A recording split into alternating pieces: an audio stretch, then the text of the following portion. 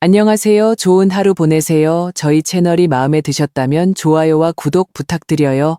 여러분의 응원이 힘이 된답니다. 자, 이제 실화를 하나 들려드릴게요. 엄마는 우리 가족을 지지해주지 않으시는군요. 그녀는 마치 내가 의사 진료 예약을 한 것이 무슨 죄라도 되는 것처럼 말했다. 무릎 수술 후 경과를 보기 위한 단순한 후속 진료였을 뿐이다.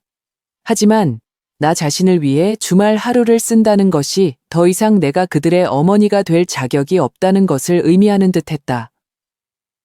전화가 왔을 때 나는 침대 끝에 앉아 있었다. 금요일 해가 막 서쪽으로 기울고 있었고 나는 막 수건한 바구니를 다 접어놓은 참이었다. 아직 따뜻하고 은은한 라벤더 향이 남아있었다. 화면에 최지수라는 이름이 떴다. 나는 받기 전에 잠시 망설였다. 그녀는 필요한 것이 있을 때만 전화했다. 엄마, 그녀는 인사를 건너뛰고 바로 말했다. 이번 주말에 아기 좀 봐주실 수 있어요? 우리 애월에서 워크숍이 있는데 예은이는 시부모님 댁에 있거든요.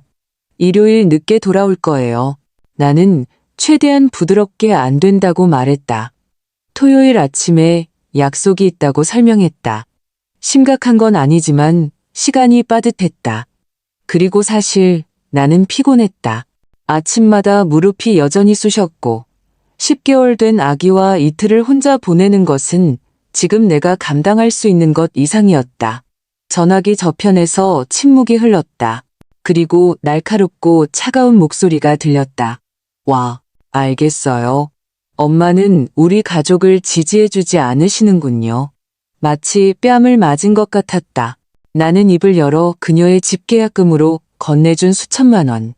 그녀가 낮잠 자는 동안 내가 그녀의 아기들을 안아주며 보낸 시간들, 태아가 배앓이를 할 때 내가 밤새워 돌봐준 것들을 상기시키려 했다. 하지만 나는 한마디도 하지 않았다. 무슨 소용이 있을까? 엄마한테 이런 건 기대 안 했어요. 지수가 계속했다. 이번 주말에 엄마가 정말 필요했는데 이제 어떻게 해야 할지 모르겠어요. 너희가 부모잖아. 내가 조용히 말했다. 너희가 알아서 할 거야. 그녀는 다른 말 없이 전화를 끊었다. 1시간 후 문자가 왔다. 더 이상 집에 오지 마세요. 이제는 경계가 필요할 때예요. 자물쇠를 바꿨어요. 나는 2번, 3번 읽었다. 내 눈이 장난을 치는 줄 알았다. 나는 입술을 너무 세게 깨물어 떨리는 것을 느꼈다. 심장이 귀에서 쿵쿵거렸다. 전화 한 통도 없이 모든 일이 있었는데도 단지 문자 한 통이라니. 그 모든 세월이 지난 후 자물쇠가 바뀌었다. 마치 내가 위협적인 존재, 낯선 사람인 것처럼 나는 어쨌든 그들의 집으로 운전해 갔다. 본능이라고 할 수도 있고 아니면 그냥 불신 때문일 수도 있다. 거리는 언제나처럼 보였다. 교회의 조용한 풍경, 잔디밭 위의 자전거들, 여름 더위에 시든 깃발들. 하지만 무언가 바뀌어 있었다. 근본적인 무언가가. 나는 내가 사주는데 도움을 주었던 옅은 벽돌색의 2층 집 건너편에 주차했다. 그리고 잠시 동안 나는 그냥 문을 쳐다보았다. 그것은 그들이 이사 온 날 내가 지수와 함께 칠했던 문이었다. 그때 그녀는 예은이를 임신 중이었고 배는 둥글고 눈은 피곤했지만 설렘으로 가득 차 있었다. 우리는 짙은 숲의 초록색을 골랐고 그녀는 너무 어른스러워 보인다고 농담했다. 그 문은 내가 초인종을 눌렀을 때 열리지 않았다. 나는 기다렸다. 답이 없었다. 다시 눌렀다. 아기 유모차는 현관에 깔끔하게 접혀 있었다.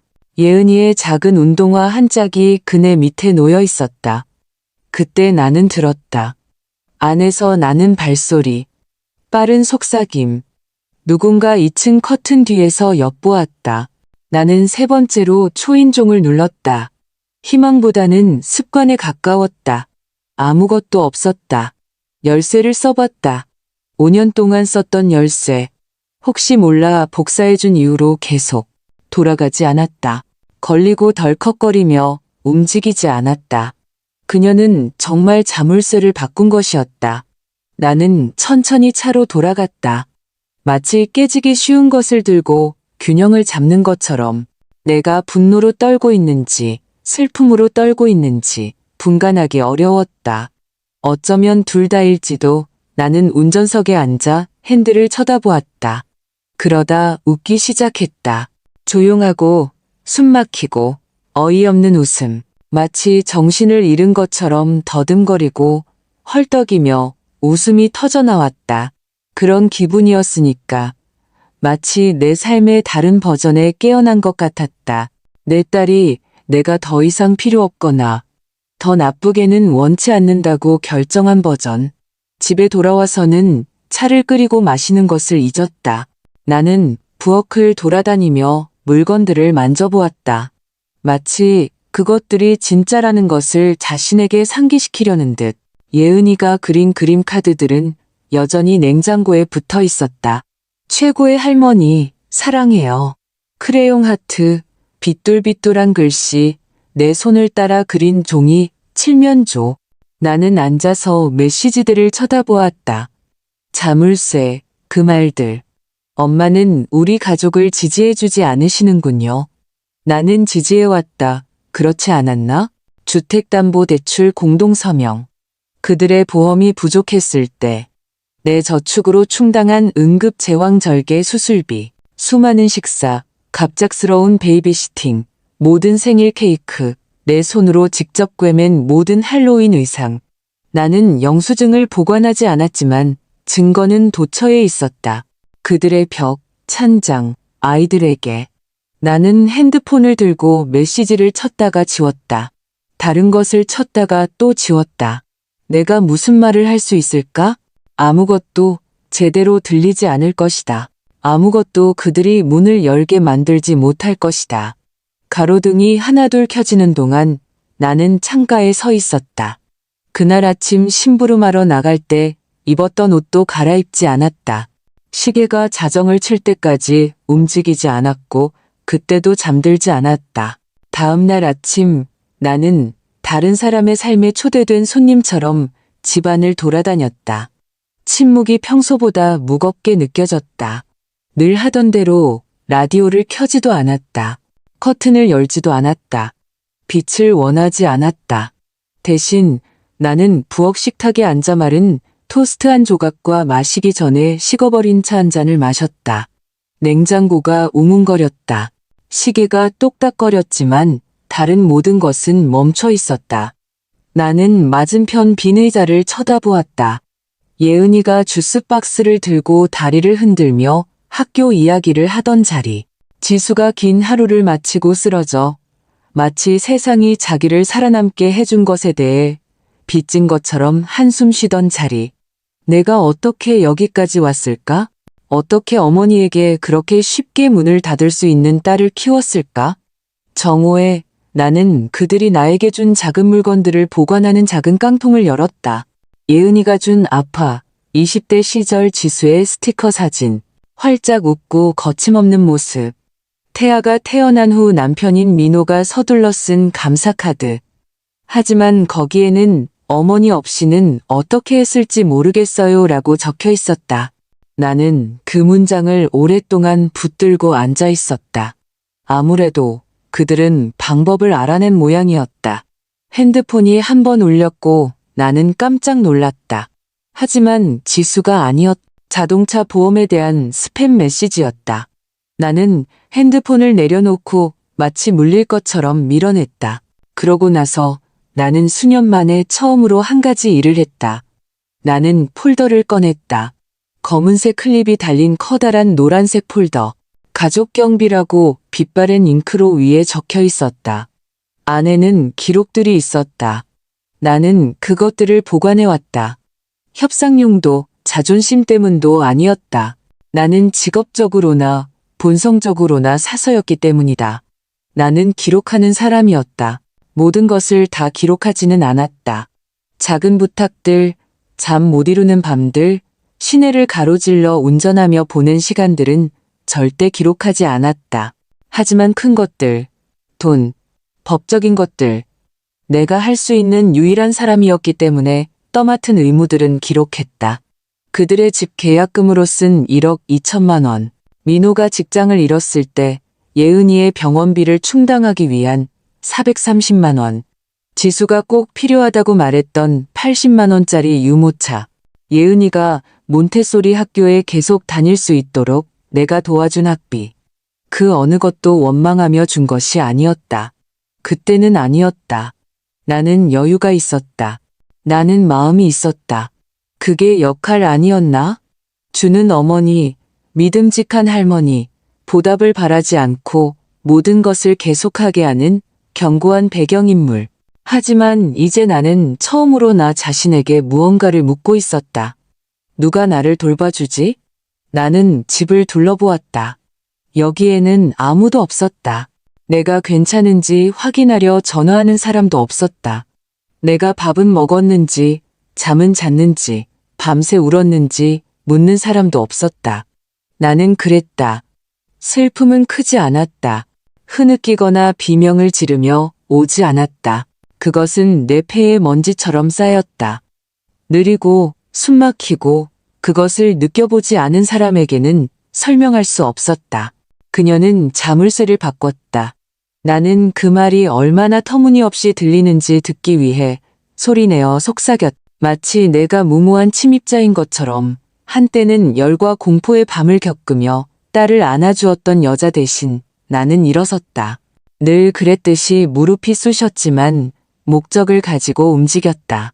나는 거실 선반에서 작은 액자 사진을 꺼냈다. 지수가 아기 예은이를 안고 있는 사진. 그 옆에는 나, 우리 모두 젊고 부드러워 보이는 모습. 나는 그것을 테이블 위에 엎어놓았다. 그러고 나서 나는 침실로 걸어가 변호사의 명함을 찾기 시작했다. 명함은 내가 남겨둔 곳에 있었다. 낡은 주소록 안에 치과와 동물병원 사이에. 나는 남편이 세상을 떠난 후 유언장을 수정할 때 이후로 6년 넘게 박진우 변호사에게 전화한 적이 없었다. 하지만 그는 지수가 고등학생 때부터 나를 알았고 그는 항상 나를 감상적인 늙은 여자가 아니라 머리가 있는 사람처럼 대했다. 나는 번호를 누르고 기다렸다. 법무법인 리버스 앤 맥킨리 이지연입니다. 접수원이 쾌활하게 말했다. 안녕하세요. 박선혜입니다. 몇 년 전에 박 변호사님의 고객이었는데요. 가능한 한 빨리 그분과 약속을 잡고 싶습니다. 잠시 침묵이 흘렀고 키보드 치는 소리가 들렸다. 네, 물론입니다. 박 여사님. 스케줄을 확인해 보겠습니다. 화요일 오전 10시에 뵐 수 있습니다. 완벽해요. 고맙습니다. 그녀는 확인 전화가 필요한지 물었다. 나는 아니라고 말했다. 전화를 끊었을 때 나는 내 안에서 무언가 바뀌는 것을 느꼈다. 이번에는 분노도 슬픔도 아니었다. 이상하고 미묘한 힘, 마치 내가 잃어버린 줄도 몰랐던 내 자신 조각을 주워든 것 같았다. 나는 누구를 고소할 계획이 없었, 서류와 요구를 들고 그들의 문 앞에 나타날 생각도 없었다. 하지만 나는 명확성이 필요했다. 내가 무엇을 쌓았고 무엇을 주었는지 이해해야 했다. 그날 늦게 나는 복도 옷장에서 집이라고 표시된 상자를 꺼냈다. 안에는 등기부등본, 영수증, 보험 서류가 들어있었다. 수년 동안 보지 않았던 것들이었다. 나는 그것을 넘기다가 마침내 찾았다. 지수와 민우가 부엌을 확장하고 아기방을 추가하고 싶어 할 때 두 번째 주택담보대출을 확보하는 데 도움을 주기 위해 내가 서명했던 담보대출 계약서. 그들은 스스로 자격이 없었다. 나는 공동 서명자로 등재되어 있었다. 소유권도 발언권도 없이 오직 책임만 있었다. 나는 다른 폴더, 내 퇴직연금 계좌 명세서를 보았다. 수년에 걸쳐 지수의 계좌로 여러 차례 송금되었다. 취업 공백기라고 그녀는 불렀다. 민호의 다음 수수료 수표가 들어올 때까지만이라고. 나는 상환을 요구한 적이 없었다. 언급조차 하지 않았다. 어쩐지 돈을 돌려달라고 하는 것이 주는 것보다 더 부끄럽게 느껴졌다. 나는 의자에 앉아 서류를 들고 그것들이 스스로 말하게 내버려 두었다. 나는 그들이 삶을 꾸리는데 도움을 주었지만 나는 그 일부가 아니었다. 작년의 대화가 생각났다. 지수는 어처구니없게도 민호의 어머니에 대해 불평하고 있었다. 그녀는 항상 자기를 끼워 넣으려고 해. 그녀가 말했다. 죄책감을 주는 걸 참을 수가 없어. 그냥 좀 물러났으면 좋겠어. 그때 나는 동정적으로 고개를 끄덕였다. 하지만 이제 나는 그녀가 나에게 이유가 있어서 그런 말을 했는지 경고였는지 궁금했다. 그날 저녁 나는 수년 만에 처음 보는 것처럼 내 작은 집을 천천히 돌아다녔다. 여기 있는 모든 것은 신중하게 선택되었다. 파란색 꽃무늬 커튼, 낡은 오크 책장, 구석에 있는 흔들의자. 비싼 것은 아니지만 모두 내 것이었다. 나는 창가에 서서 해가 지붕 아래로 미끄러지는 것을 보았다. 저기 어딘가에서 내 딸은 아이들을 잠자리에 눕히고 어쩌면 내가 무질서한 의무라도 되는 것처럼 어떻게 경계를 설정했는지 생각하고 있을 것이다. 글쎄, 경계는 양쪽에서 설정할 수 있다. 그날 밤 나는 다시 잠을 많이 자지 못했지만 뒤척이고 빙빙 도는 종류의 불면이 아니었다.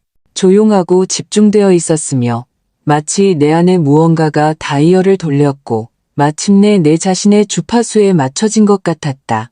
오전 6시까지 나는 부엌 식탁에 앉아 펜, 메모장, 그리고 서랍장 맨 아래에 보관하던 봉투 3개를 들고 있었다.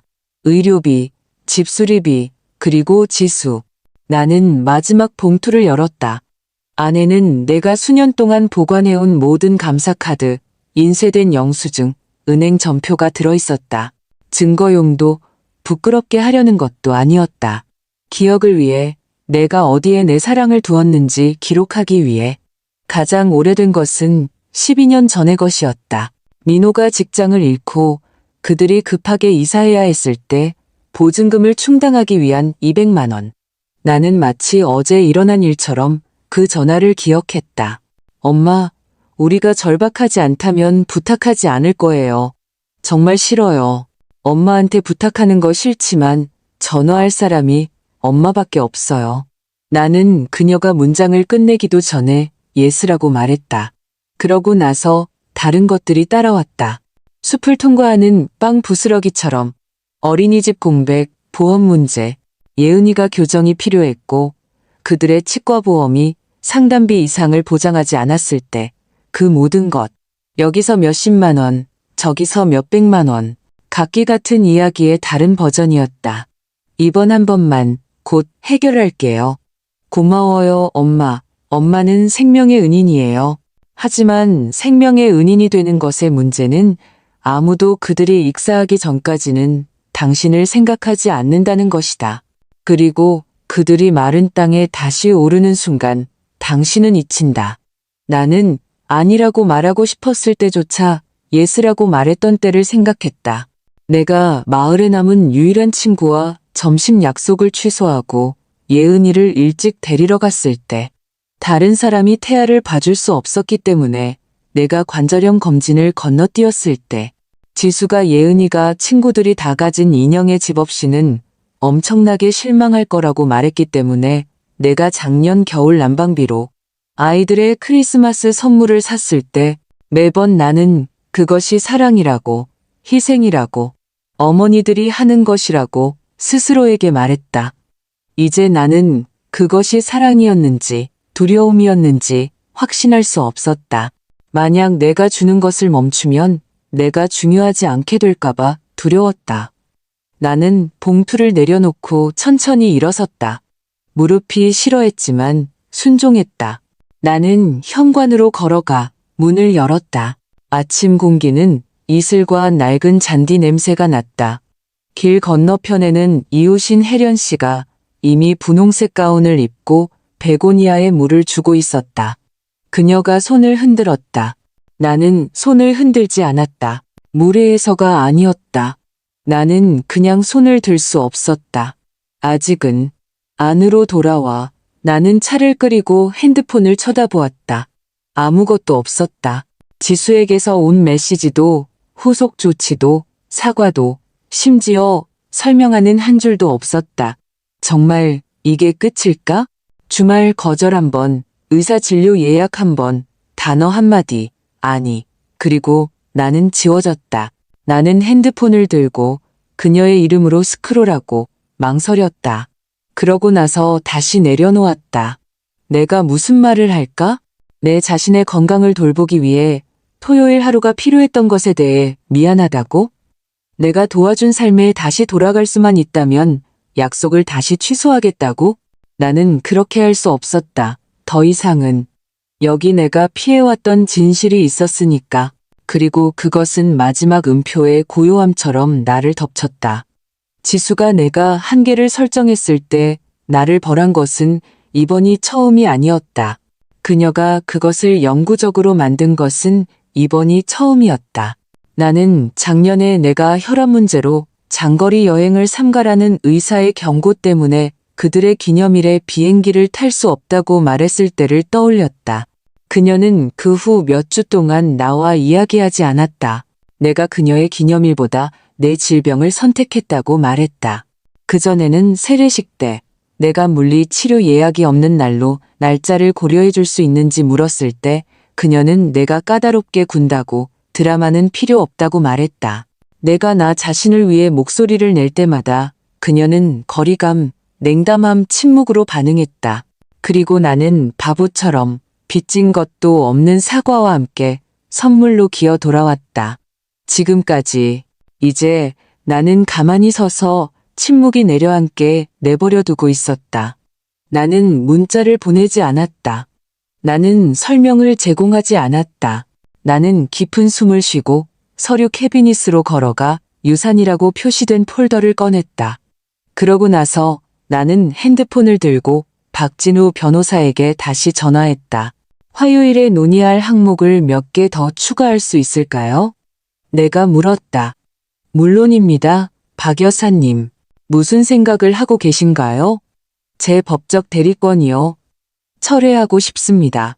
그리고 유 원장도 좀 수정해야겠어요. 화요일이 빨리 오기를 바랐다. 나는 내가 아는 유일한 방법으로 시간을 채웠다. 청소. 몇 달 동안 빛을 보지 못한 구석을 먼지 털고 부엌 줄눈을 식초와 낡은 칫솔로 문지르고 더 이상 읽을 시력은 없지만 버릴 수는 없는 책들을 재배치했다. 그것은 이상한 종류의 준비였다. 마치 절대 오지 않을 손님을 위해 집을 준비하는 것 같았다. 약속날 아침. 나는 알람이 울리기 전에 일어나 평소보다 오래 거울 앞에 서 있었다. 머리를 빗고 진주 단추가 달린 부드러운 파란색 블라우스를 입고 심지어 립스틱도 살짝 발랐다.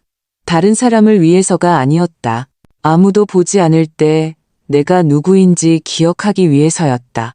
박 변호사 사무실까지 운전하는데 30분이 걸렸고 나는 매 순간 머릿속으로 말을 연습했다. 하지만 내가 그와 마주 앉은 갈색 가죽 의자에 앉았을 때 말은 쉽게 나왔다. 딸에게 부여한 법적 대리권을 철회하고 싶습니다. 내가 솔직하게 말했다. 박 변호사는 눈을 깜박이더니 천천히 고개를 끄덕였다. 문제 없습니다. 오늘 서류를 작성할 수 있습니다. 확실하신가요? 박티 여사님? 물론입니다. 나는 무릎 위에 손을 모았다. 그녀는 더 이상 제 삶에 그런 종류의 접근이 필요 없습니다.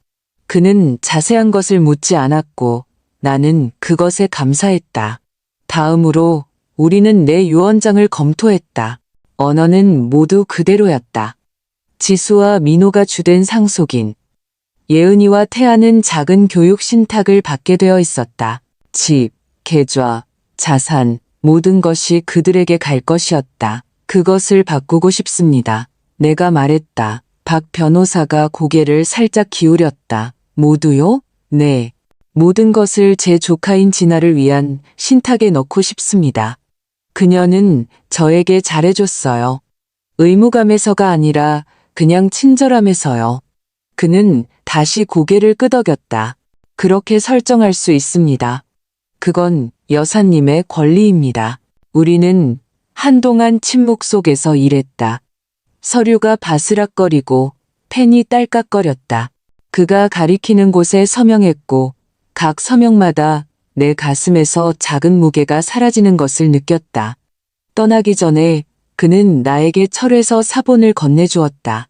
만약 따님이 어떤 금융기관에서 여사님을 대신하여 행동하려 한다면 그들은 그것을 거부해야 합니다. 나는 서류를 받아 가방에 깔끔하게 접어넣었다. 고맙습니다. 박 변호사님. 밖은 흐렸지만 나는 가벼웠다. 마치 내가 더 이상 누군가가 내 가치를 알아주기를 기다리지 않는 내 삶의 버전에 들어선 것 같았다. 나는 스스로 해냈다. 집에 돌아와서는 다음으로 은행에 전화했다. 3번의 이체와 1번의 지루한 신원 확인을 거쳐 마침내 나는 선임 계좌부서의 지훈이라는 사람에게 연결되었다. 딸의 계좌로 예정된 모든 이체를 취소하고 싶습니다. 내가 말했다. 즉시요. 그가 망설였다. 모두요, 여사님? 여러 건의 정기결제가 있는 것으로 보입니다. 네, 모두요. 위약금은 제가 처리하겠습니다. 또 다른 침묵. 취소 사유를 여쭤봐도 될까요? 나는 애매하게 대답할까 생각했다. 재정 구조 조정이나 가족 관계 변화 같은 말을 할까. 하지만 대신 나는 진실을 말했다. 제 지지가 제 존엄성을 희생해서는 안 된다고 결정했기 때문입니다. 지훈은 잠시 조용했다. 알겠습니다. 오늘 취소를 처리하겠습니다. 고맙습니다. 통화를 마친 후 나는 가만히 앉아 있었다. 방 안의 침묵이 이제는 다르게 느껴졌다. 외롭지도 공허하지도 않고 깨끗했다. 마침내 내가 되찾은 공간처럼. 다음 날 아침 나는 은행에 직접 갔다. 지훈을 믿지 않아서가 아니라 어떤 일들, 중요한 일들은 직접 대면해서 처리해야 마땅했기 때문이다. 나는 좋은 코트를 입었다. 예전의 교회와 결혼식에 아껴 입던 것이었다. 사실은 너무 더웠지만 그것은 나를 준비되고 단정하고 다른 사람들이 오랫동안 그랬던 것처럼 스스로를 진지하게 여기는 사람처럼 느끼게 했다. 지점은 조용했다. 대화의 낮은 웅성거림과 프린터의 부드러운 윙윙거리는 소리만 있었다.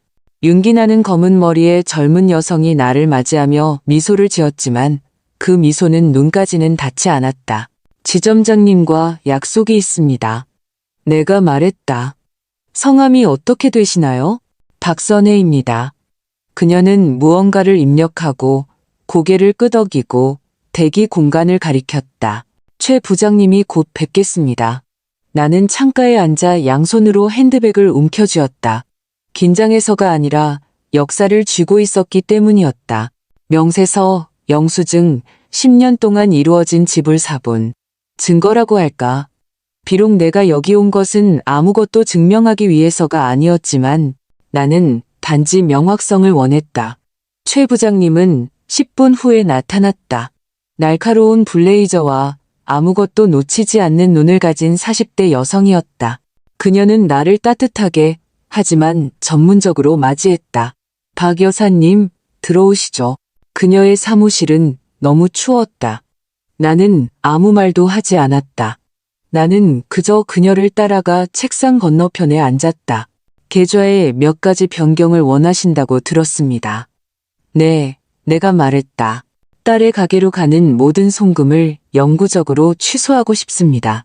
그리고 별도의 신탁을 만들고 싶습니다.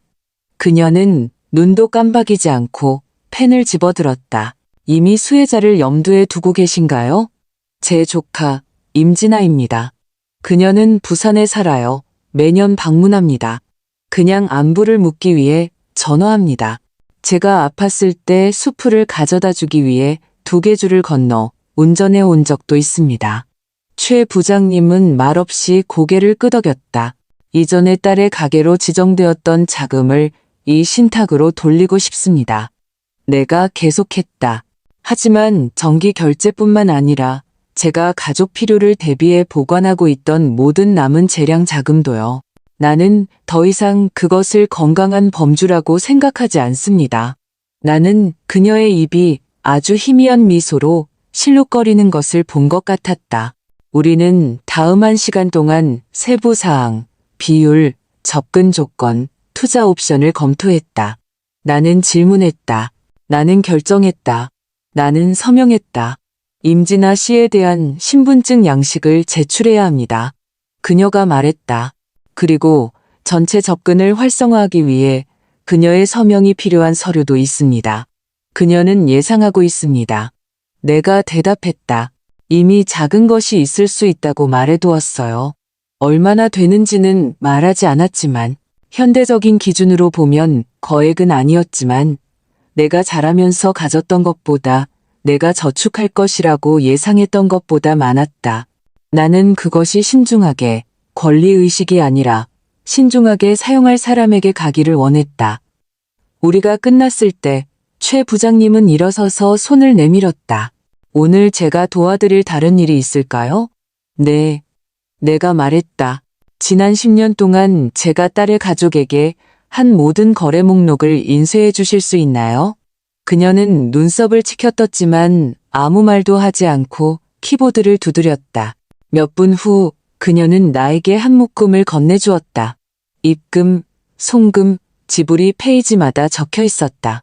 나는 그 묶음을 받아보지 않고 핸드백에 넣었다. 고맙습니다. 밖에는 해가 나왔다. 나는 천천히 차로 걸어갔다.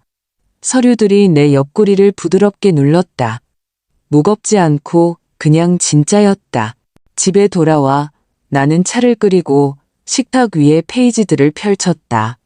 내 이름이 반복해서 인쇄되어 있었다. 작은 금액, 큰 금액, 월별 식료품비, 예은이의 개인 레슨, 민호의 치과 치료, 주유비, 자동차 할부금, 온수기 교체. 나는 각 항목을 빨간 펜으로 동그라미 쳤다. 나 자신을 부끄럽게 하기 위해서가 아니라 기억하기 위해서. 나는 10년 동안 123번의 송금을 세웠다. 그리고 그것은 선물, 식료품, 베이비시팅은 포함하지 않았다. 그것은 그들이 아팠을 때 내가 그들의 소파에서 잔 밤이나 그들이 사진을 찍으며 미소 짓고 내가 혼자 모든 설거지를 하게 내버려둔 명절은 포함하지 않았다. 123번 예스라고 말했다. 지금까지 그날 저녁 나는 새 종이에 앉아 편지를 썼다. 보낼 편지가 아니라 써야 할 편지였다. 사랑하는 지수에게 언젠가 네가 사랑과 순종이 같은 것이 아니라는 것을 이해하길 바란다. 나는 네가 강하게 자라도록 키웠고 만약 그 힘이 네가 나를 깨지지 않는 존재라고 생각하게 했다면 미안하다. 나는 너무 많이 예스라고 말했다. 내가 한계가 없어서가 아니라 아니라고 말하는 것이 너를 잃는 것을 의미한다고 생각했기 때문이다. 나는 이제 어쨌든 너를 잃었다는 것을 안다. 그래서 이제 나는 나 자신을 선택한다. 나는 서명하고 접어서 서랍에 넣고 침묵이 돌아오게 했다. 나는 누구에게도 말할 계획이 없었다. 아직은 먼지가 가라앉을 때까지. 하지만 그러다 늦은 목요일 오후에 민호에게서 전화가 왔다. 예상치 못했고 진심이기에는 너무 예의 바른 전화였다. 안녕하세요, 박 여사님. 그냥 안부 확인차 전화드렸어요.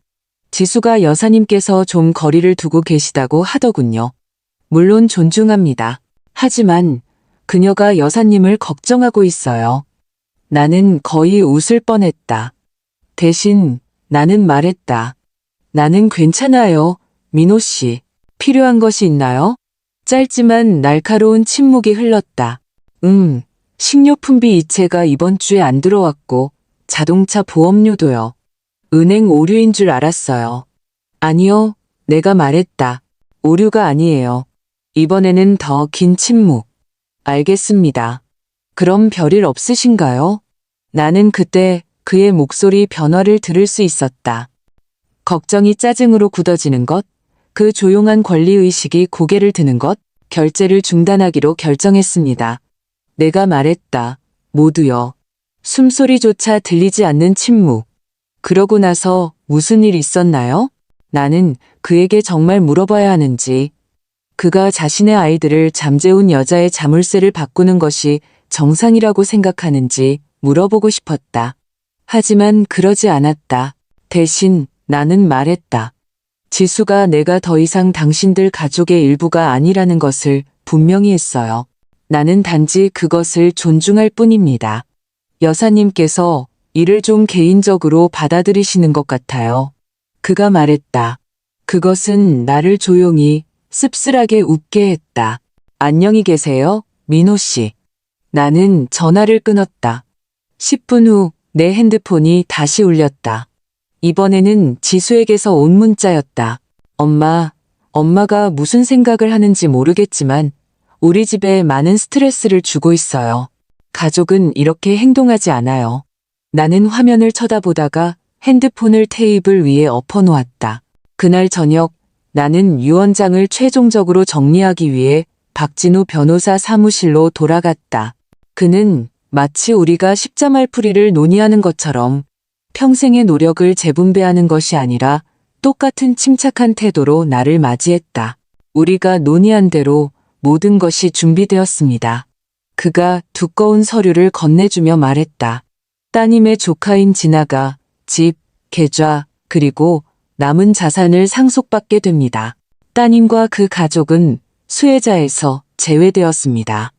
나는 첫 페이지를 천천히 읽었고 각 조항이 조용한 정확성으로 와닿는 것을 느꼈다. 그리고 신탁은 오늘 아침부터 활성화되었습니다. 그가 확인했다. 진아 씨는 이미 통지를 받았고 마지막 서명을 완료하면 접근 권한을 갖게 될 것입니다. 그가 나에게 펜을 건네주었다. 나는 망설이지 않았다. 내가 끝났을 때 그는 서류를 모아 폴더에 깔끔하게 넣었다. 따님에게 상징적인 금액이라도 남겨두고 싶지 않으신가요? 때로는 사람들이 상징적인 제스처라도 선호합니다. 아니요. 내가 말했다. 이미 충분히 남겨줬습니다. 우리는 잠시 침묵 속에 앉아 있었다. 그러고 나서 그가 더 부드럽게 말했다. 쉽지 않은 일이죠, 박 여사님. 필요할 때조차도요. 나는 그의 눈을 마주했다. 그녀는 자물쇠를 바꿨어요. 그녀에게는 그게 쉬운 부분이었죠. 저는 단지 그녀가 정한 규칙을 따를 뿐입니다. 그가 고개를 끄덕였다. 밖에는 바람이 불었고 나무잎이 보도를 따라 바스락거렸다. 나는 천천히 차로 걸어갔다. 무릎이 뻣뻣해서가 아니라 이상하게도 키가 크고 뿌리 내린 느낌이 들었기 때문이었다. 집에 돌아와서는 거의 마시지 않던 와인 한 잔을 따랐다. 축하하는 것은 아니었지만 그 순간을 기념하고 싶었다. 팡파르가 아니라 조용한 인정으로 나는 어려운 일을 해냈다. 나는 내가 더 이상 이용당하지 않을 것이라고 세상에 알렸다. 내가 가장 사랑하는 사람들에게조차도, 그리고 이상하게도 그날 저녁의 고요함 속에서 나는 후회하지 않았다. 나중에 내가 잔을 씻고 불을 껐을 때 나는 복도에 있는 작은 사이드 테이블을 지나갔다. 예은이의 첫 학교 사진 액자가 있는 테이블. 나는 멈췄다. 부드럽게 나는 액자에서 사진을 꺼내 서랍에 넣었다. 버리기 위해서도 잊기 위해서도 아니었다. 단지 내가 누구인지 상기시켜줄 필요가 더 이상 없었기 때문이었다. 다음 날 아침 문 두드리는 소리가 났다. 우체부도 이웃도 내가 예상했던 사람도 아니었다. 김영미 씨였다. 그녀는 종이봉투를 들고 반쯤 미소를 지으며 서 있었는데 그 미소는 그녀의 걱정을 완전히 감추지 못했다. 계피로를 가져왔어요. 그녀가 말했다. 아직 따뜻해요. 요즘은 많이 굽지 않으실 것 같아서요. 나는 거의 2년 만에 영미 씨를 만났다. 그녀의 남편 장례식 이후로는 처음이었다. 우리 딸들이 함께 학교에 다닐 때, 그리고 우리가 아직 우리가 어떻게 할지 모르는 것보다 시간이 더 많다고 믿었을 때 우리는 매주 이야기하곤 했다. 나는 옆으로 비켜섰다. 들어오세요. 그녀는 마치 떠나지 않았던 것처럼 부엌 카운터에 봉투를 놓았다. 똑같은 재빠른 움직임, 똑같은 실용적인 신발. 그녀는 묻지도 않고 직접 커피를 따랐다. 나는 그녀를 막지 않았다. 조용히 지내셨네요. 그녀가 몇 모금 마신 후 말했다. 바빴어요. 그녀는 숟가락 손잡이로 잔을 저으며 고개를 끄덕였다. 지수가 전화했어요. 당신이 기분이 안 좋다고 가족에게서 멀어지고 있다고 하더군요. 나는 움찔하지 않았다. 그녀가 그렇게 말하던가요? 그랬어요. 하지만 제가 직접 확인하러 오겠다고 말했어요. 나는 부드럽게 웃었다. 제가 신경쇠약에 걸린 건 아니에요. 만약 그게 궁금하다면요. 그럴 거라고 생각 안 했어요. 영미 씨가 잔을 내려놓았다. 제가 그녀에게 말했어요. 당신이 제가 아는 가장 명료한 여성이라고. 만약 당신이 극단적인 일을 하고 있다면 그것은 아마도 극단적인 일이 일어났다는 것을 의미할 거라고요. 나는 그때 정말로 그녀를 바라보았다.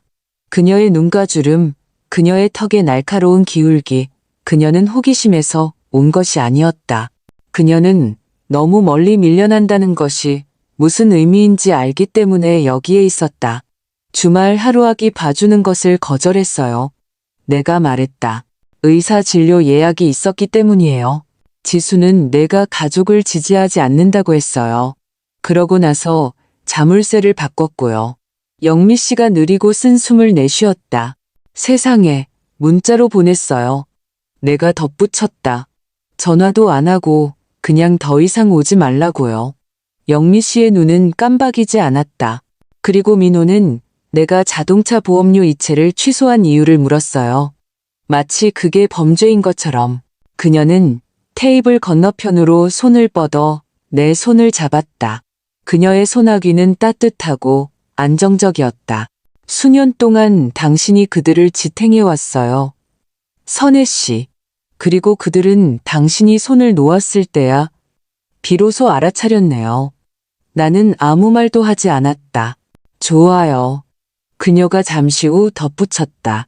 이제야 누군가가 이 다 큰 아이들에게 사랑은 직불 카드가 아니라는 것을 상기시켜 줄 때가 됐네요. 나는 그때 미소 지었다. 작고 진짜인 내 갈비뼈 가장자리에 닿는 미소. 우리는 오랫동안 앉아 이야기했다. 지수나 돈이나 상처에 대해서가 아니라 책과 옛이웃 그리고 현대커피 머신의 조용한 공포에 대해서. 영미 씨는 우리 잔을 2번 채웠다. 한 번은 우리가 너무 크게 웃어서 내가 냅킨을 눈에 눌러야 했다. 그녀가 떠나려고 일어섰을 때 그녀는 문간에서 돌아섰고 말했다. 만약 그녀가 기어 돌아온다면, 그리고 그럴 수도 있겠지만 사과가 아니라 열쇠를 가져오게 하세요. 나는 고개를 끄덕였다. 지수가 돌아온다면 내가 어떻게 할지 아직 확실하지 않았다. 하지만 한 가지는 알았다. 나는 창가에서 기다리지 않을 것이다. 영미 씨가 떠난 후 나는 거실로 돌아가 안락의자에 몸을 담갔다. 집이 이제는 다르게 느껴졌다. 더 가득 차거나 더 비어있지도 않고 그냥 내 것이었다. 전화가 다시 울렸다. 나는 음성 사서함으로 넘겼다. 그러고 나서 들었다. 예은이었다. 할머니, 저예요. 무슨 일이 일어나고 있는지 잘 모르겠지만 엄마는 울고 있고 아빠는 소리 지르고 저는 할머니가 보고 싶어요. 할머니 집이랑 이야기랑 모르겠어요. 언제 한번 놀러 가도 돼요? 엄마가 안 된다고 해도요. 그녀의 목소리는 끝에서 갈라졌다. 그녀는 더 이상 5살처럼 들리지 않았다. 그녀는 그보다 더 나이가 든 것처럼 들렸다. 그녀가 그래야 했던 것보다 더 나이가 든 것처럼. 나는 메시지가 끝난 후 오랫동안 핸드폰을 쳐다보았다. 그러고 나서 생각 없이 저장을 눌렀다. 나는 다시 전화하지 않았다. 아직은. 하지만 나는 카운터에 보관하는 작은 노란 메모지에 그녀의 이름을 적었다. 예은, 약속으로서가 아니라 시작으로서. 편지는 다음날 왔다. 진짜 편지, 봉투, 우표, 앞면에 그녀의 필체. 나는 즉시 알아차렸다. 지수는 항상 대문자 대를 뒤집힌 CSE처럼 썼는데 3학년 선생님이 도저히 고쳐주지 못했던 것이었다. 나는 봉투를 열기 전에 5분 동안 들고 있었다. 안에는 파란색 잉크로 쓴 2페이지가 있었다. 인사도 사랑하는 엄마도 없이 첫 문장이 뺨을 때리는 것 같았다. 엄마가 이 가족에게 무슨 짓을 하고 있는지 깨닫길 바라요. 나는 계속 읽었다. 그녀는 민호가 격분했고 예은이가 혼란스러워했고 이 모든 것의 타이밍이 그들이 상황을 안정적으로 유지하기 위해 얼마나 열심히 노력하고 있는지를 고려할 때 최악일 수 없다고 썼다. 내 행동이 비정상적이 되었고 그녀는 상처받았지만 또한 걱정된다고 했다. 그녀는 내가 우울한지 어쩌면 이야기할 사람이 필요한지 물었다. 그녀는 가볍게 치료를 제안했다. 사람들이 자신을 모욕하고 있지 않은 척할 때 하는 방식이었다. 그녀는 자물쇠를 언급하지 않았다. 그녀는 문자를 언급하지 않았고 분명히 사과하지 않았다. 마지막 단락이 결정적이었다. 우리는 여전히 당신을 우리 삶에 포함시키고 싶지만 당신이 팀플레이어가 될 의향이 있을 때만 가능해요. 가족은 희생이 필요해요. 엄마. 엄마가 저한테 그렇게 가르쳤잖아요. 나는 편지를 2번 깔끔하게 접어 봉투에 다시 넣었다. 그러고 나서 나는 그것을 벽난로로 가져가 석쇠 위에 놓았다. 나는 불을 붙이지 않았다. 그럴 필요가 없었다. 나는 단지 그것이 내 테이블 위에 있기를 원하지 않았다. 그날 밤 나는 몇 주 만에 가장 잘 잤다. 약도 없이, 동전처럼 뒤집히고 뒤집히는 것도 없이. 아침에 나는 오트밀을 만들고 핸드폰을 확인하지 않았다. 정오에 나는 우체통으로 걸어가 카탈로그 2개와 진아에게서 온 엽서를 발견했다. 부산 해안의 풍경. 절벽과 하늘이 너무 파래서 아팠다. 그녀의 필체는 쾌활하고 약간 지저분했다. 선의 이모, 모든 것에 감사해요. 이모가 곧 방문했으면 좋겠다고 말하는 것 외에는 무슨 말을 해야 할지 모르겠어요. 우리 스콘 만들고 현관에 앉아 세상이 말이 되는 척해요. 사랑을 담아, 진아. 나는 그것을 냉장고에 꽂았다. 그날 늦게 나는 현관 근처 옷장을 청소했다. 그것은 수년 동안 잡동사니가 되어 있었다. 예은이의 장화, 태아에 잊힌 딸랑이, 부러진 크레용과 짝이 맞지 않는 양말이 가득한 플라스틱 통. 나는 분노에서가 아니라 단지 명료함에서 대부분을 쓰레기 봉투에 던져 넣었다. 내가 바닥에 닿았을 때 나는 작은 사각형 봉투를 발견했다. 안에는 예은이가 그린 크레용 그림이 있었다. 보라색 막대기 인물집, 초록색 잔디, 구석에 비뚤어진 태양. 그리고 중간에 내가 그녀의 손을 잡고 있는 모습. 굵은 글씨로 나와 할머니의 집. 나는 종이를 평평하게 펴고 주름을 펴고 보관이라고 표시된 폴더에 넣었다. 나는 내가 누구인지 기억하기 위해 지수의 허락이 필요하지 않았다. 그날 저녁 부엌 바닥에 황금빛이 비칠 때 나는 신선한 차 한 잔을 끓이고 창가에 앉았다. 핸드폰이 다시 울렸지만 나는 움직이지 않았다. 이제는 내 시간이었다. 의무도 설명도 없이 마침내 올바른 방식으로 사랑받기를 간청하는 것을 멈춘 사람의 조용한 존엄성만이 있었다. 나는 1년 넘게 도서관에 가지 않았다. 42년간의 봉사와 3년간의 자원봉사 끝에 마침내 명찰을 반납한 날 이후로는 가지 않았다. 나는 때가 되었다고 말했다. 관절이 쑤셨다. 컴퓨터는 나보다 빨라지고 있었다. 그리고 새로운 관장은 항상 나를 겨우 참고 있는 것처럼 미소 짓는 버릇이 있었다. 하지만 월요일 무언가가 나를 문 밖으로 밀어냈다. 죄책감도 외로움도 아니었다. 호기심이었다. 나는 캔버스 가방에 메모장과 펜만 넣고 집에서 6블록을 걸었다. 빵집을 지나, 낡은 영화관이 있던 빈 주차장을 지나, 넓은 유리문이 있는 익숙한 돌건물에 도착할 때까지. 냄새는 같았다. 종이, 먼지, 그리고 그들이 바닥에 사용하던 레몬 광택제의 희미한 기운. 내 신발은 타일 위에서 똑같은 부드러운 타닥 소리를 냈다. 나는 천천히 움직였다. 고통 때문이 아니라 경외심 때문이었다. 이곳은 내 성인 생활 대부분 동안 내 2번째 집이었다. 책상 뒤에는 내가 알아보지 못하는 젊은 여성이 앉아 있었다. 빨간 머리, 두꺼운 안경, 목에 걸린 이어버드. 그녀가 고개를 들고 정중하게 미소 지었다. 안녕하세요. 뭘 찾아드릴까요? 아니요, 괜찮습니다. 내가 말했다. 그냥 둘러보는 중입니다. 나는 서가를 돌아다녔다. 소설, 큰 글자, 지역 역사, 모두 같은 서가. 단지 몇 개의 새로운 책들만 있을 뿐. 오래된 인기작들 중 일부는 여전히 거기에 있었다. 내가 수백 번 다시 꽂았던 제목들, 오래된 이웃의 얼굴처럼 아는 표지들. 어린이 코너에서는 6살도 안 된 남자아이가 책상다리를 하고 앉아 혼잣말을 하듯 소리내어 읽고 있었다. 그의 어머니는 근처에서 핸드폰에 반쯤 정신이 팔려 있었다. 그는 앞니에 틈이 있었고 그의 목소리는 확신에 차 있었고 그가 더듬지 않은 모든 단어를 자랑스러워했다. 나는 잠시 그를 지켜보았다. 그 나이 때의 예은이를 기억하며 그녀가 내 옆에 웅크리고 우리가 마지막 페이지에 도달하기도 전에 책의 결말을 속삭였던 것을. 나는 그 기억이 나를 아프게 하지 않게 했다. 대신 나는 미소 지었다. 뒤편 참고 문헌 섹션에서 나는 익숙한 광경을 보았다. 낡은 기증 카트. 사람들은 책을 기증하곤 했다.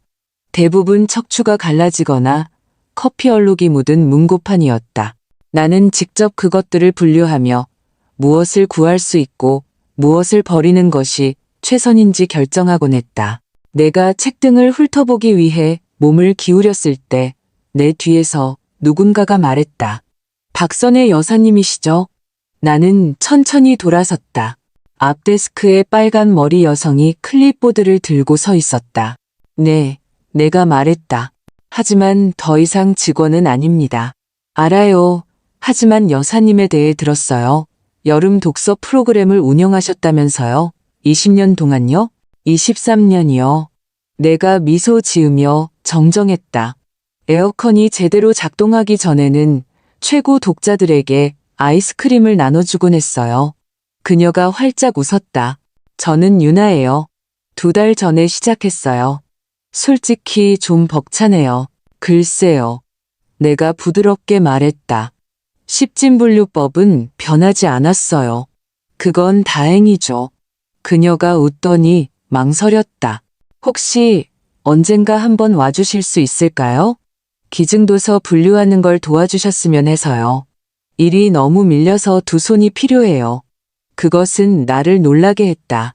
가족이나 죄책감이나 의무와 관련 없는 진짜 일에 필요하다는 것. 그러고 싶네요. 내가 말했다. 그녀는 안도하는 것 같았다. 좋아요. 부담 갖지 마세요. 그냥 마음 내키면요. 나는 그날 오후 천천히 집으로 걸어갔다.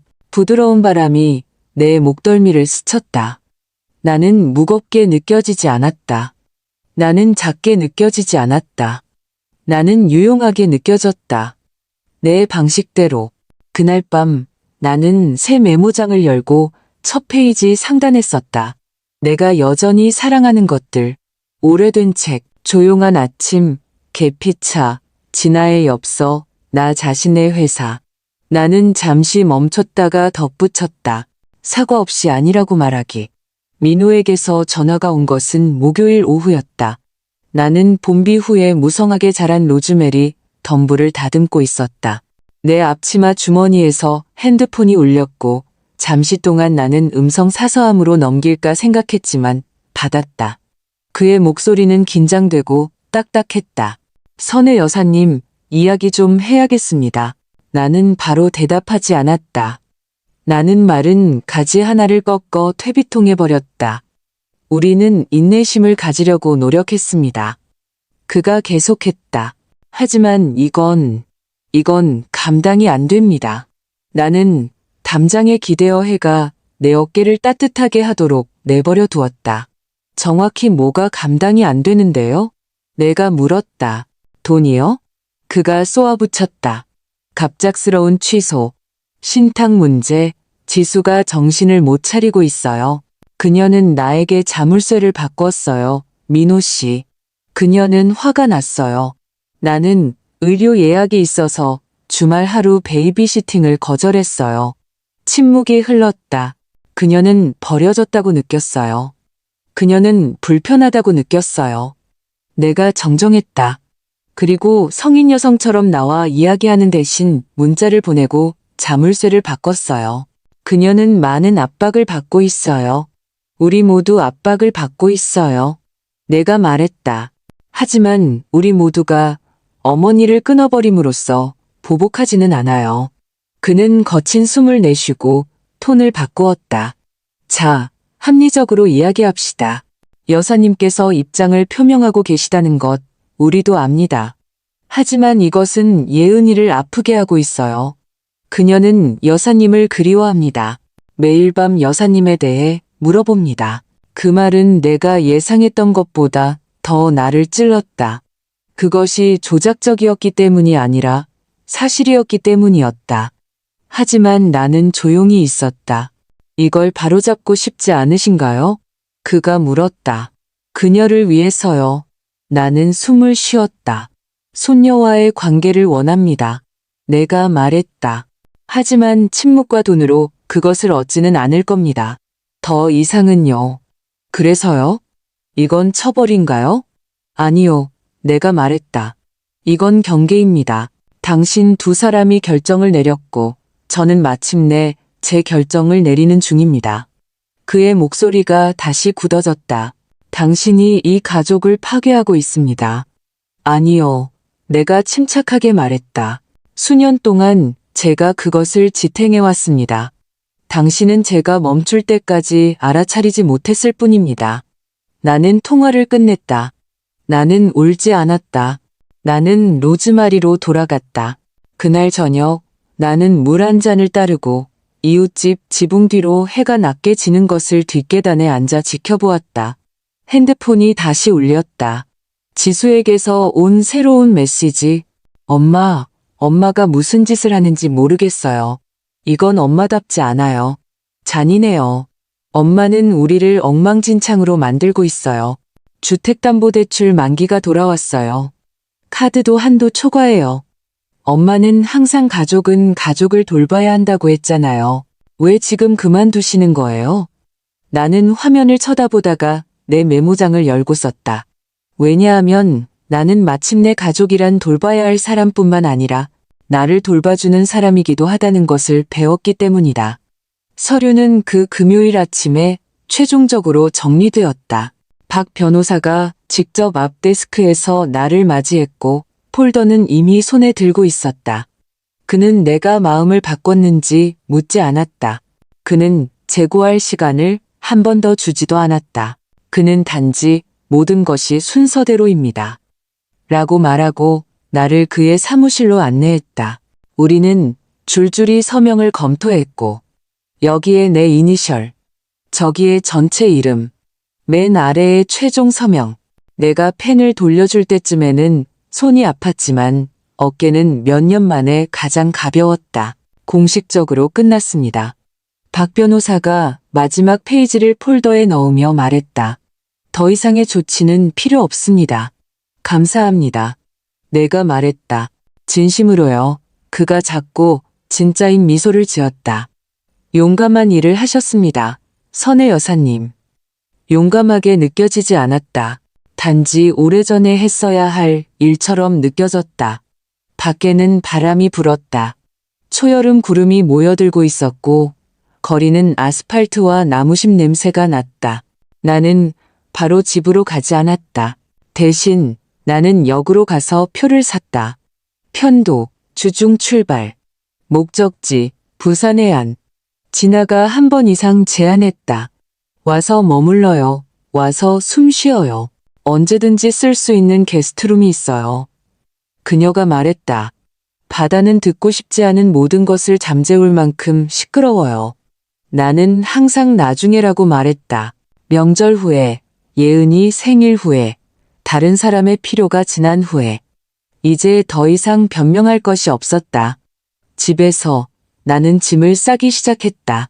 서두르지도 허둥대지도 않고 서랍 하나씩, 필요한 것만, 편안한 신발, 따뜻한 스웨터, 내 메모장, 몇 권의 좋아하는 책, 옷장 뒤편에서 나는 5년 전 크리스마스에 지수가 준 파란색 스카프를 발견했다.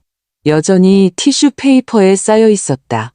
나는 잠시 동안 손으로 그것을 눌렀다가 조심스럽게 접어 기부더미에 놓았다. 부드럽고 아름다웠지만 따뜻하지는 않았다. 가방이 가득 찼을 때 나는 여성보호소에 전화해서 픽업을 예약했다. 나는 더 이상 기념품이 필요하지 않았다. 나는 공간이 필요했. 그날 저녁 나는 침실에 서서 주위를 둘러보았다. 집이 더 작거나 외롭게 느껴지지 않았다. 그것은 일시정지된 것 같았다. 마치 일부러 끝내지 않은 노래처럼. 나는 이웃에게 짧은 메모를 쓰고 우편물 보관 지시를 남기고 알람을 맞췄다. 나는 잘 잤다. 아침에 나는 커피를 끓이고 바닥을 따라 기어가는 빛을 보고 온전히 내게 속한 하루를 시작했다. 역에서 나는 일찍 탑승하여 창가 좌석을 찾았고 도시가 오래된 영화처럼 지나가는 것을 보았다. 여행 중간쯤 나는 핸드폰을 꺼냈다. 새로운 메시지 하나. 다시 지수. 신탁에 대해 들었어요. 진아라니, 정말요? 우리가 엄마를 위해 한 모든 일 후에 엄마가 거의 보지 않는 사람에게 모든 것을 남기다니 믿을 수 없어요. 엄마는 선택을 했어요. 그게 엄마를 따뜻하게 해주길 바라요. 나는 한 번 읽고 삭제했다. 응답도 분노도 없이 그냥 사라졌다. 통로 건너편에는 작은 남자아이가 어머니 옆에 웅크리고 앉아 혼잣말을 흥얼거리고 있었다. 그녀는 그의 머리를 부드럽게 손가락으로 쓸어주며 한마디도 하지 않았다. 나는 잠시 동안 그들을 지켜보았다. 부러움도 고통도 없이 단지 평화롭게. 3시간 후 기차는 작고 안개 낀 역에 멈췄다. 진아가 거기에 있었다. 차 옆에 서서 퍼레이드에서 아이처럼 양손을 흔들고 있었다. 내가 플랫폼에서 내렸을 때 그녀는 나를 안았는데 그 포옹은 질문을 하지 않았고 설명이 필요 없었다. 키가 더 커 보이네요. 그녀가 말했다. 그렇게 느껴져. 그녀가 웃었다. 가요. 스콘 만들었어요. 그리고 현관에 이모 이름이 쓰인 의자가 있어요. 우리는 창문을 내리고 운전했다. 바닷바람이 우리 주위를 감쌌다. 부드럽고 차갑고 깨끗했다. 진아의 집은 파도 소리를 들을 수 있을 만큼 높지만 볼 수는 없는 절벽 위에 자리 잡고 있었다. 바람이 긴 풀 사이를 속삭임처럼 움직였고 현관은 단지 풍경을 담는 것이 아니라 당신을 안으려는 팔처럼 앞을 감싸고 있었다. 아는 시나몬과 깨끗한 세탁물 냄새가 났다. 모든 표면에는 책이 있었고 싱크대에는 이가 빠진 머그잔이 있었고 퍼시라는 이름의 고양이는 마치 나를 기다렸다는 듯이 즉시 내 무릎에 자리를 잡았다. 나는 바로 짐을 풀지 않았다. 그럴 필요가 없었다. 진아는 이미 게스트 침대에 수건과 스웨터를 놓아두었고 이야기하고 싶으면 정원에 있을게요. 안 하고 싶어도 여전히 거기 있을게요라는 메모도 함께 놓아두었다. 나는 그 첫날 저녁 무릎에 담요를 덮고 손에 스콘을 들고 현관에 앉았다. 진아는 와인 한 잔을 들고 내 옆에 와서 10분 동안 아무 말도 하지 않았다. 단지 내 옆에서 숨 쉬었다. 마침내 그녀는 물었다. 괜찮으세요? 그리고 나는 진실을 말했다. 모든 것을. 나는 자물쇠, 문자. 내가 아니라고 말했을 때 지수의 목소리가 어떻게 변했는지에 대해 말했다. 나는 영수증 폴더, 철회된 법적 대리권, 유언장, 신탁에 대해 말했다. 나는 더 이상 많이 울지 않는다고 말했다. 아프지 않아서가 아니라 마침내 슬픔과 죄책감의 차이를 이해했기 때문이었다. 그녀는 동정이 아니라 함께 있는 것으로 들었다. 내가 끝냈을 때 그녀는 말했다.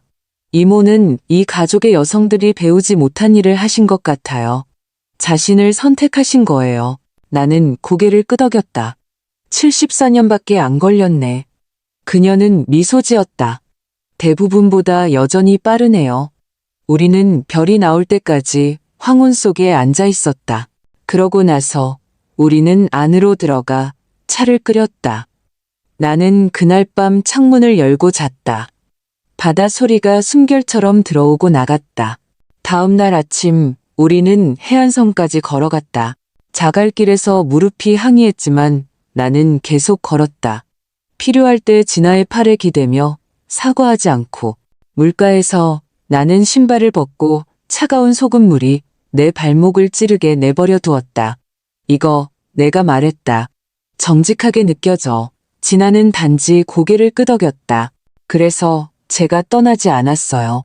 그날 오후 우리는 복숭아 코블러를 굽고 현관에서 진러미를 하고 고양이가 영어를 이해하는지에 대해 부드럽게 논쟁했. 퍼시는 아무런 의견도 제시하지 않았다.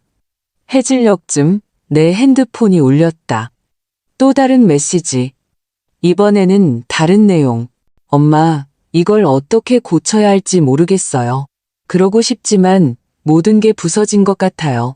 예은이가 계속 엄마에 대해 물어봐요. 잠자리에 들 때 울어요. 민호는 내가 왜 더 화를 내지 않는지 이해하지 못하지만 모르겠어요. 엄마가 보고 싶은 것 같아요. 나는 화면을 쳐다보았다. 진아가 알아차렸다. 나는 고개를 끄덕였다. 그녀가 나를 보고 싶대. 믿으세요? 내가 줬던 것을 그리워한다고 믿어. 그게 같은 건가요? 나는 대답하지 않았다. 아직은. 대신 나는 현관으로 다시 나가 하늘을 보았다. 라벤더와 오렌지색으로 물들어 있었고 갈매기들이 물 위를 천천히 돌고 있었다. 잠시 동안 나는 지수가 예전 모습으로 상상했다. 8살 아이스크림으로 끈적끈적하고 뒷마당을 맨발로 뛰어다니며 2분마다 엄마, 보세요 라고 외치는 모습. 그러고 나서 나는 마지막 문자, 자물쇠, 침묵을 상상했다. 나는 그것들을 조화시킬 수 없었다. 어쩌면 나는 그럴 운명이 아니었는지도 모른다. 그날 밤 나는 대답하는 대신 바다 소리를 들었다. 나는 핸드폰을 창턱에 놓고 아직은 이라고 속삭였다. 바람이 마치 나를 들은 것처럼 열린 방을 통해 움직였다. 일주일이 지나고 2주일이 지났다. 나는 계획보다 오래 진아의 게스트룸에 머물렀다. 그녀는 내가 너무 오래 머물렀다고 암시한 적이 없었다. 그녀는 단지 침대에 담요를 하나 더 추가하고 서랍에 차십을 더 넣었다. 우리는 리듬을 개발했다. 느린 아침, 긴 산책, 작은 식사. 그녀는 오후에 썬룸의 노트북에서 일했고 나는 읽고 있던 소설들을 읽었다. 저녁에는 현관에 앉아 세상이 부드러워지게 내버려 두었다. 나는 매 시간 핸드폰을 확인하지 않았다. 나는 무엇이 기다리고 있을지 걱정하지 않았다. 그리고 내가 보았을 때 나는 예은이에게서 온 메시지 하나만 보았다. 안녕하세요, 할머니. 엄마가 할머니가 여행 중이라고 했어요. 재미있게 지내고 계시길 바라요. 할머니한테 줄 그림을 그렸는데 어디로 보내야 할지 모르겠어요. 작년에 할머니가 만들어주신 큰 쿠키랑 할머니랑 저예요. 곧 답장해 주세요. 너무 보고 싶어요. 나는 천천히 3번 읽었다. 그러고 나서 답장했다. 안녕, 내 사랑. 나도 네가 보고 싶어. 나는 바다 근처에 있어. 시끄럽고 아름다워. 그리고 여기 우리 옛 진저브레드 이야기 생각나는 고양이가 있어. 너는 언제든지 나한테 그림을 보낼 수 있어. 나는 영원히 보관할 거야. 너는 매일 내 마음속에 있어. 그녀는 몇 분 안에 답장했다. 단지 한 단어. 야호. 나는 지수에게서는 소식을 듣지 못했다. 한마디도, 하지만 이상하게도 내 안에 무언가 자리 잡기 시작했다. 쓴맛도 그리움도 아니고 단지 이해. 지수는 자신의 선택을 했다. 나는 내 선택을 했다. 어쩌면 언젠가 우리 길이 다시 만날지도 모른다. 어쩌면 아닐지도. 하지만 나는 더 이상 기다림 속에서 작게 느껴지지 않았다. 어느 날 오후 진아가 작은 상자를 들고 집에 왔다. 이게 뭐야? 내가 물었다. 열쇠. 그녀가 말했다. 혹시 다시 돌아오거나 절대 떠나지 않을 때를 대비해서. 나는 뚜껑을 열었다. 안에는 리본에 묶인 하나의 노스의 열쇠가 있었다. 나는 울지 않았지만 그것을 신성한 것처럼 들고 있었다. 그날 저녁 나는 작은 가방을 쌌다. 떠나기 위해서가 아니라 단지 준비하기 위해서. 나는 잠시 동안 집에 가고 싶었다. 내 정원을 걷고 창문을 열고 내 의자에 앉아 내가 얻은 고요함을 느끼고 싶었다. 진아는 나를 기차역까지 데려다 주었다. 그녀는 내가 언제 돌아올지 묻지 않았다. 집은 내가 떠났을 때와 똑같았다. 깨끗하고 조용하고 기다리고 있었지만 니디하지는 않았다. 나는 로즈메리에 물을 주었다. 나는 현관에 앉았다. 나는 차를 끓였다. 하루 후 문 두드리는 소리가 났다. 지수가 아니었다. 예은이 계단에 서서 접힌 그림을 손에 들고 배낭은 한쪽 어깨에 비뚤어져 있었다. 그녀는 내가 한때 유아용 침대 난간을 통해 깜박이는 것을 보았던 똑같은 커다란 눈으로 나를 올려다보았다. 엄마가 데려다 줬어요. 그녀가 말했다. 괜찮다면 주말에 머물러도 된다고 했어요. 나는 말없이 문을 열었다. 안으로 그녀는 신발을 벗고 냉장고로 달려가 여전히 걸려있는 엽서를 보고 웃었다. 보관하셨네요. 그녀가 말했다. 물론이지. 그날 밤 그녀는 내 옆 소파에 웅크리고 앉았다. 코코아를 손에 들고 낡은 담요를 다리 주위에 두르고 우리는 자물쇠나 침묵이나 패턴을 깬 주말에 대해 이야기하지 않았다. 우리는 그녀가 가장 좋아하는 이야기를 읽었다. 여우와 달빛. 그리고 그녀가 항상 내게 다시 속삭이게 했던 문장이 있는 이야기. 집은 누군가가 당신을 기다리는 곳이다. 나는 그녀의 머리에 키스했다. 그리고 그 순간 나는 내가 옳은 일을 했다는 것을 알았다. 나는 그녀를 버리지 않았다. 나는 단지 마침내 나 자신을 버리는 것을 멈췄을 뿐이다. 만약 이 이야기가 당신의 마음속 무언가를 건드렸다면 이것을 알아주었으면 합니다. 선을 긋고 평화를 지키고 자신의 방식대로 다시 시작하기에 너무 늦은 때는 없습니다. 만약 당신이 힘든 선택을 해야 했던 적이 있다면 댓글을 남겨주세요. 그리고 우리가 소리내어 말하지 않는 조용한 진실을 말하는 더 많은 이야기를 위해 팔로우해주세요.